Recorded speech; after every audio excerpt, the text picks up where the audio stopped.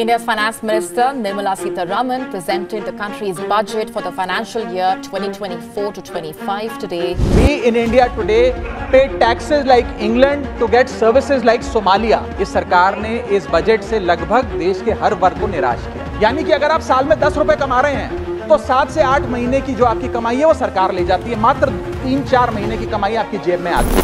Finance Minister has also made big incentives for Bihar, Andhra Pradesh, rupees 26,000 crore for Bihar and 15,000 crore for development of the new capital of Andhra Pradesh. We will formulate a plan for the all-round development covering Bihar, 26,000 crore rupees. Bihar government, Bihar for Andhra Pradesh Reorganization Act for Andhra Pradesh and its farmers. Capital investments will be provided.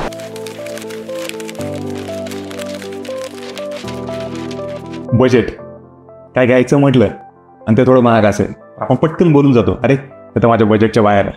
आणि एखाद्या वेळेस एखाद्या वस्तूवर आपण offer बघितली, आपण पटकन बोलून जातो, अरे हे तर माझ्या बजेटमध्ये आहे. बघा, हे असं असतं बजेट. तसं पाहिलं तर हे बजेट अतिशय महत्त्वाचं असतं. आपल्या बजेटच्या बाहेर जाऊन जर आपण काही करण्याचा प्रयत्न केला तर एके दिवशी आपण आर्थिकरित्या अडचणीत येण्याची शक्यता असते. त्यामुळे आपलं उत्पन्न आणि खर्च याचा आपल्याला नेमका अंदाज असावा लागतो.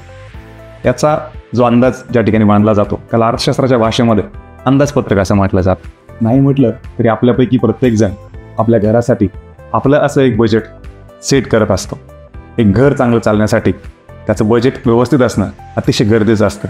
अगदी त्याचप्रमाणे एखादा देश चांगला चालण्यासाठी त्याचं बजेट अतिशय महत्त्वाचं असतं. म्हणूनच समाजातील विविध घटकांना ह्या सादर होणाऱ्या बजेटकडून अनेक अपेक्षा असतात.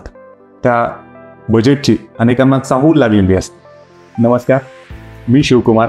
समाज विश्व या यूट्यूब चॅनलवर आपल्या सर्वांचं स्वागत आहे. अर्थमंत्री निर्मला सीतारामन यांनी आर्थिक वर्ष 2024-25 साठीचा अर्थसंकल्प संसदेत सादर केला. सर्वाधिक बजेट सादर करण्याचा विक्रम आता त्यांच्या नावावर झाला आहे. याआधी मोरारजी देसाई यांनी 1959 ते 1964 या काळामध्ये देशाचा पूर्ण अर्थसंकल्प 5 वेळा सादर केलेला, तर एक अंतरिम अर्थसंकल्प त्यांनी सादर केलेला. सर्वात प्रथम बजेट अर्थसंकल्प म्हणजे काय याचं आपल्यापैकी अनेकांना त्याचा थोडाफार अंदाज असतोच. तरी ते थोडक्यात आणि सोप्या भाषेत जर समजून घ्यायचं म्हटलं तर हे दुसरं तिसरं काही नसून उत्पन्न आणि खर्च याची सांगड घालणारे एक अंदाजपत्रक असतं. सरकारला विविध माध्यमातून उत्पन्न प्राप्त होत असतं, त्याच ठिकाणी अनेक ठिकाणी सरकारला खर्चही करावा लागतो. जसं एखादा कुटुंब प्रमुख आपल्या कुटुंबासाठी उत्पन्नाचा आणि खर्चाचा अंदाज मांडून त्यानुसार तो आपलं बजेट सेट करतो. अगदी त्याचप्रमाणे सरकारसुद्धा विविध विभागाकडून आलेल्या मागण्यानुसार चालू आर्थिक वर्षाचे एक अंदाजपत्रक संसदेत सादर करून ते संसदेमध्ये मांडून त्यावर मंजुरी घेत असतं. तर अर्थसंकल्पातील उत्पन्न आणि खर्चाचं 2 मुख्य भागामध्ये वर्गीकरण केलं जातं. एक म्हणजे महसुली उत्पन्न, ज्याला की रेव्हेन्यू इन्कम असं म्हटलं जातं, आणि महसुली खर्च रेव्हेन्यू एक्सपेंडिचर. एक उदाहरण घ्यायचं म्हटलं तर शासनाच्या रोजच्या व्यवहारातून येणारं जे उत्पन्न असतं जसं की टॅक्स, हे महसुली उत्पन्न होत. तसेच रोजच्या खर्चाला जसं की कर्जावर व्याज, अनुदान, याला महसुली खर्च असं म्हणतात. तर दुसरी कॅटेगरी भांडवली उत्पन्न, कॅपिटल गेन आणि कॅपिटल एक्सपेंडिचर. याचं उदाहरण घ्यायचं म्हटलं तर शासनाला रिझर्व्ह बँकेकडून किंवा इतर स्वरूपात मिळणाऱ्या जे भांडवली उत्पन्न असतं तर त्याला आपण काय भांडवली कॅपिटल गेन असं म्हणतो. विशिष्ट दीर्घकालीन योजनावर होणाऱ्या खर्चाला, ज्यात मशीन घेणे वगैरे, याला भांडवली खर्च असं म्हटलं जातं. अर्थमंत्री निर्मला सीतारामन यांनी हे जे बजेट सादर केलं ते सादर करताना या बजेटच्या ज्या एक 9 प्रायोरिटीज आहेत असं त्यांनी सांगितलं, आणि त्यानुसार हे बजेट डिवाइड झालेलं आहे. तर पहिली प्रायोरिटी जी आहे तर त्यांनी दिलेली आहे productivity and resilience in agriculture, म्हणजे शेतीमधील उत्पादकता आणि लवचिकता. दुसरं आहे एम्प्लॉयमेंट अँड स्किलिंग, जे रोजगार आणि कौशल्य याला त्यांनी प्राधान्य दिलेलं आहे. Inclusive human resource development and social justice, म्हणजे सर्वसमावेशक मानव संसाधन विकास आणि सामाजिक न्याय. चौथा आहे मॅन्युफॅक्चरिंग अँड सर्व्हिसेस, उत्पादन आणि सेवा क्षेत्र.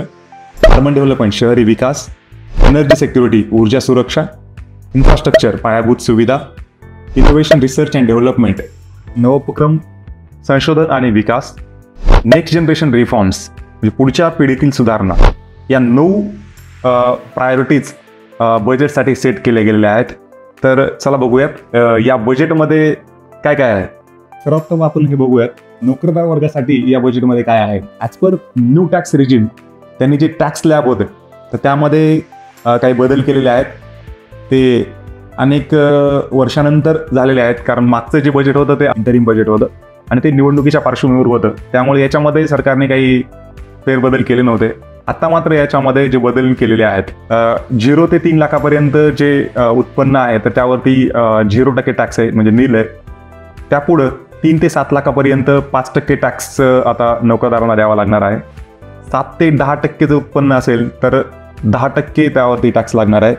आणि 10 ते 12 लाख जर उत्पन्न असेल त्यावरती 15% टॅक्स लागणार आहे. आणि 12 ते 15 लाख जर उत्पन्न असेल तर त्यावरती 20% टॅक्स लागणार आहे. आणि 15 लाखापेक्षा जर पुढं तुमचं जास्त उत्पन्न असेल तर त्यावरती 30% एकूण टॅक्स लागणार आहे. अशा पद्धतीचं हे जे न्यू टॅक्स रेजिम आहे तर याच्यामध्ये बदल करण्यात आलेला आहे. तर ओल्ड टॅक्स रेजिममध्ये यामध्ये काहीही बदल जास्त केलेला नाही.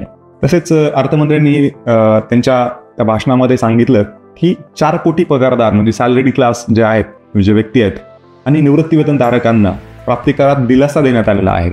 म्हणजे जे अगोदर 3 लाख ते 6 लाखाची जी मर्यादा होती, नील टॅक्स नील होता, आता ते 3 लाख ते 7 लाख केलेलं आहे.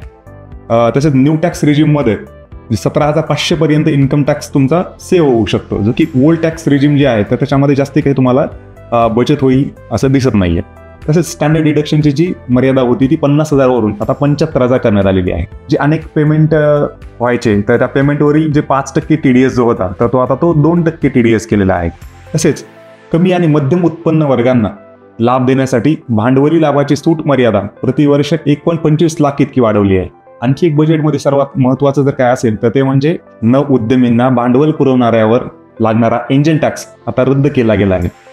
कारण हा टॅक्स जो आहे तर एका बाजूला जर आपण स्टार्टअपला जर आपल्याला प्राधान्य द्यायचं असेल, स्टार्टअप वाढावे असं वाटत असेल आणि त्याला जर कोणी फंडिंग करत असेल तर त्यांना जो लागणारा टॅक्स आहे तिथे जर आपण सूट दिली तर नक्कीच ते स्टार्टअप आहेत तर त्यांना जे भांडवल पुरवणार आहेत तर ते पुढे येतील आणि हे स्टार्टअप यशस्वी होण्यासाठी मदत होईल.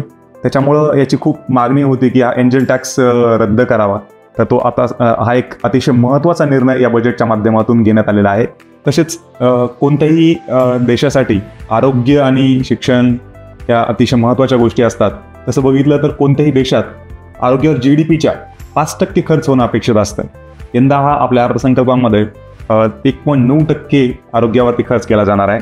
या अर्थसंकल्पाला एकूण जर अर्थसंकल्प बघितला तर यामध्ये 2 राज्यांना 75,000 कोटींचा निधी दिला गेला आहे. त्यामध्ये बिहार आणि आंध्र प्रदेश. त्याच्या मागचं कारणही आपल्याला जवळजवळ सगळ्यांना माहिती आहे. आंध्र प्रदेशचे चंद्रबाबू नायडू आणि बिहारचे नितीश कुमार हे सरकारचा एक अविभाज्य भाग आहेत. त्यांचा सपोर्ट सरकारला आहे आणि त्यांच्या ज्या काही मागण्या होत्या तर त्या प्रत्यक्ष न देता, जसं की बिहारला त्यांनी स्पेशल स्टेटस विशेष दर्जा देण्याचं मागणी केलेली, परंतु ते न देता वेगळ्या पद्धतीनं काही योजनांच्या माध्यमातून त्यांनी त्या स्टेट्सला भरीव तरतूद केलेली आहे निधीमध्ये. आंध्र प्रदेशलाही त्याच पद्धतीने राजधानी अमरावती शहराला अतिशय चांगल्या पद्धतीनं डेव्हलप करण्यासाठी आणि इतरही अनेक काही योजनांच्या माध्यमातून त्यालाही झुकतं माप देण्यात आलेलं आहे. त्याच ठिकाणी महाराष्ट्रासारखं राज्य केंद्र सरकारला मोठा टॅक्स पेड करतं तर त्याला म्हणावी तशी तरतूद या बजेटमध्ये दिसत नाही. मागचं जे इंटरिम बजेट होतं त्या बजेटमध्ये महाराष्ट्रासाठी अनेक तरतुदी दिसून आल्या होत्या, पण असं असेल की त्यावेळेस तरतुदी केलेल्या आहेत, त्यामुळे या बजेटमध्ये त्याचा जास्त असा काही जास्त उल्लेख नाही, जास्ती काही दिसत नाहीये. बरं, पुढे बजेटमध्ये प्रिशियस मेटल्स, सोने चांदी यावरील जे कस्टम ड्युटी असते, सीमा शुल्क म्हणतात, तर तो 6% कमी केल्यामुळे हे स्वस्त होणार आहेत आणि त्याचा लगेच परिणामही दिसून आला की एका दिवसात सोनं जे आहे तर ते 3-3.5 हजार प्रति तोळा म्हणजे स्वस्त झालेलं आपल्याला बघायला मिळालं. तसेच हे बजेट जेव्हा सादर करण्यास सुरुवात केली होती त्यावेळेस जे शेअर मार्केट आहे तर ते पडत होतं, तर ते याला म्हणजे निगेटिव्ह पद्धतीनं ते थोडं दिसलं. त्यानंतर जसं जसं बजेट पुढं बजेट सादर करणं सुरू होतं तसं मार्केट थोडं शेवटी रिकवर केलेलं. पण मार्केट हे दुसऱ्या दिवशी, बजेटच्या दुसऱ्या दिवशीही थोडं नकारात्मकच आपल्याला बघायला मिळालं. केंद्र सरकारवर या निवडणुकांच्या पूर्वी जे नॉर्थ ईस्ट स्टेट्स आहेत तर त्यासाठी जास्त काही करत नाही आणि जे मणिपूरचं जे चर्चेमध्ये आलेलं तर त्यामुळं आता ईशान्य भारतामध्ये की त्यांनी काही एक योजना आणलेली आहे. पोस्ट पेमेंट बँकेच्या 100 शाखा ते काढणार आहेत. रोजगार निर्मितीवर भर देणारं हे बजेट आहे असं म्हणता येईल. एकंदरीत 5 वर्षात 1 कोटी तरुणांना 500 प्रमुख कंपन्यांमध्ये इंटर्नशिपच्या संधी उपलब्ध करून देण्यासाठी सरकार एक सर्वसमावेशक योजना सुरू करणार आहे. बेरोजगारांना न्याय आणि कमी टक्केवारीने शैक्षणिक कर्ज देणार आहे. डिसइन्व्हेस्टमेंट, ज्याला की आपण निर्गुंतवणूक असं म्हणतो, यातून सरकारला 50,000 कोटी मिळण्याचं लक्ष्य आहे. एका बाजूला जर सरकार काही देत असेल तर दुसऱ्या बाजूला त्याला ते उत्पन्न पण मिळणं, त्याचं प्रोव्हिजन असणं अतिशय गरजेचं असतं. एका बाजूला सरकारकडून गुंतवणूक करण्याला प्राधान्य द्यावे असे बोलले जाते, मात्र दुसऱ्या बाजूला कॅपिटल गेन्सवर अनाकलनीय करवाढ करण्यात आली आहे. म्हणजे हा विरोधाभास आहे. लोकसत्तामध्ये यावरती एक डिटेल लेख आलेला आहे. तर हे म्हणजे शॉर्ट टर्म कॅपिटल गेन्स आणि लॉंग टर्म कॅपिटल गेन्स याच्यावरती जो अगोदर टॅक्स लागायचा आता तो 10% होता, तर त्याचा आता तो 12.5% केलेला आहे. म्हणजे तुम्ही म्हणताय की गुंतवणूक करा, गुंतवणूकदार वाढले पाहिजे वगैरे. त्यांनी गुंतवणूक केली आणि त्याच्यावरती जर तुम्ही जो टॅक्स आहे तर तो आणखी वाढवत असाल तर थोडं इथं म्हणजे विरोधाभास दिसून येतो. असं व्हायला नाही पाहिजे. सर्वात महत्त्वाचं म्हणजे मुद्रा योजनेतील जी कर्ज मर्यादेत वाढ करण्यात आलेली आहे, तर ती वाढ फक्त जे जुनं कर्ज ज्यांनी घेतलेलं आहे आणि ते व्यवस्थित त्यांनी त्याचा परतावा केलेला आहे त्यांनाच ते 10 लाखापासून आता 20 लाखापर्यंत त्यांना कर्ज या योजनेतून मिळणार आहे. तसेच लघु व मध्यम उद्योगांना MSME अर्थसंकल्पात मोठे बळ देण्यात आलेलं आहे. तर ग्रामीण भागासाठी यामध्ये काय आहे या बजेटमध्ये, तर ग्रामीण भागातील जमिनीसाठी भू आधार योजना, म्हणजे नकाशांचे डिजिटलायझेशन असो, नकाशा उपविभागाचे सर्वेक्षण असो, यामुळे पतपुरवठा आणि इतर कृषी सेवा सुलभ होती असं अर्थमंत्र्यांनी सांगितलं आहे. तसेच शहरी भागातील जमिनींच्या नोंदी GIS मॅपिंगसह डिजिटल केल्या जातील. ग्रामीण पायाभूत सुविधा विकासासाठी 2.66 लाख कोटीची तरतूद करण्यात आलेली आहे. तसेच प्रधानमंत्री ग्राम सडक योजनेचा 4था टप्पा आता म्हणजे सुरू होणार आहे. ही योजना अतिशय चांगल्या पद्धतीनं यापूर्वी राबवली गेली असल्यामुळं एक रस्त्याचं मोठं नेटवर्क ग्रामीण भागामध्ये तयार झालेलं आहे. तर ह्या 4थ्या टप्प्यामध्ये 25,000 ग्रामीण वस्त्यांना दळणवळण सुविधा उपलब्ध करून दिल्या जाणार आहेत. नोकरदार महिलांसाठी सरकार वसतिगृह उभारणार आहे. महिला आणि मुलींना लाभ देणाऱ्या योजनांसाठी शासनानं 3 लाख कोटीपेक्षा अधिक तरतूद केलेली आहे. सरकार सहकार क्षेत्रासाठी म्हणजे त्याच्या विकासासाठी एक सर्वंकष धोरण घेऊन येणार आहे. आणि शेतीच्या बाबतीत जर बघितलं तर 32 फील्डच्या नवीन 109 उच्च उत्पन्न म्हणजे हाय यील्ड आणि हवामान प्रतिरोधक क्लायमेट रेझिलियंट जाती बागायती पिके शेतकऱ्यांना लागवडीसाठी ती दिली जाणार आहेत. तसेच सामाजिक न्याय विभागासाठी 13,539 कोटींची तरतूद या बजेटमध्ये करण्यात आलेली आहे. तसेच पुढील 5 वर्षासाठी गृहनिर्माणासाठी म्हणजे 2.2 लाख कोटीचे अर्थसहाय्य दिले जाणार आहे, जे की प्रधानमंत्री आवास योजनेच्या माध्यमातून याचा मिडल क्लासला त्याचा फायदा घेता येणार आहे. पुढील 5 वर्षात देशातील 20 लाख तरुणांना कुशल बनवण्यासाठी नवी योजना एक जाहीर केली जाणार आहे. उच्च शिक्षणासाठी 10 लाखापर्यंतचं कमी व्याजानं कर्ज दिले जाणार आहे. 5 वर्षात 4.1 कोटी युवकांसाठी रोजगार, कौशल्य आणि इतर संधी उपलब्ध करण्यासाठी 2 लाख कोटीची तरतूद या बजेटमध्ये करण्यात आलेली आहे. आपल्या अल्पवयीन पाल्यासाठी NPS वात्सल्य योजना ही सरकार घेऊन आलेलं आहे. अल्पवयीन पाल्याच्या नावे पालकांना रक्कम ठेवता येईल आणि पाल्य संज्ञान झाल्यास त्याचे सर्वसाधारण NPS खात्यात रूपांतर होणार आहे. ही अतिशय चांगली योजना या अर्थसंकल्पात सादर केली आहे.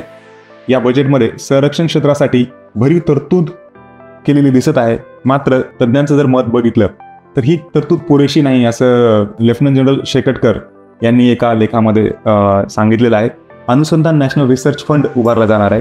त्या माध्यमातून विद्यापीठे, महाविद्यालय आणि शिक्षण संशोधन संस्थांमधील विकासाला चालना देण्यासाठी याचा वापर केला जाणार आहे. हे झालं थोडक्यात. बजेटमध्ये आणखी खूप साऱ्या गोष्टी आहेत त्या आपण बघितलेल्याही असतील.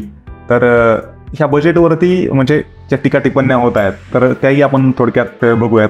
तर त्या म्हणजे एका बाजूला हे सरकार सांगत आहे की हे जे बजेट आहे तर तो विकसित भारताचा रोडमॅप आहे. तर त्याची दुसऱ्या बाजूला विरोधी पक्ष असं म्हणतात की हे बजेट म्हणजे खुर्सी बचाव असं बजेट आहे. आणि तसेच काँग्रेस पक्षाकडूनही असं म्हटलं गेलं की त्यांचं जे न्यायपत्र होतं लोकसभा निवडणुकीच्या काळामध्ये त्यांनी आणलेलं तर त्याचीच हे जेरॉक्स कॉपी आहे असंही ते म्हणतात. तसेच दिल्ली म्हणजे की राष्ट्रीय राजधानी आहे तर याच्यामध्ये दिल्लीमध्ये मागच्या म्हणजे लोकसभा इलेक्शनमध्ये 7पैकी 7 खासदार BJPचे निवडून आलेले आहेत. तर त्या ठिकाणी म्हणजे काहीतरी चांगलं दिल्लीला जास्ती भेटेल असं दिल्लीकरांना वाटत होतं. पण त्या ठिकाणी ज्या प्रमाणात दिल्ली केंद्राला जे टॅक्स पेड करते त्या प्रमाणामध्ये त्यांना काहीच भेटलं नाही असं आम आदमी पार्टीकडून टीका केली गेलेली आहे. आणि अर्थमंत्र्यांनी यामध्ये म्हटलेलं आहे की I haven't left out any state in this budget. एक प्रश्न पडतो की म्हणजे देश आहे, देशात सगळे राज्य, सगळ्या राज्यांना त्यांच्या गरजेप्रमाणे त्यांना तुम्ही बजेट अलोकेट करणं गरजेचं आहे. म्हणजे असं एखाद्यावरती अन्याय नाही झाला पाहिजे एखाद्या राज्यावरती. तर असं एकंदरीत बजेट असणं अपेक्षित असतं. तर महाराष्ट्रासारख्या राज्याला जसं पाहिजे तसं बजेट मिळालं नाही असं अनेक अर्थतज्ञ आणि त्यातले जाणकार सांगत आहेत.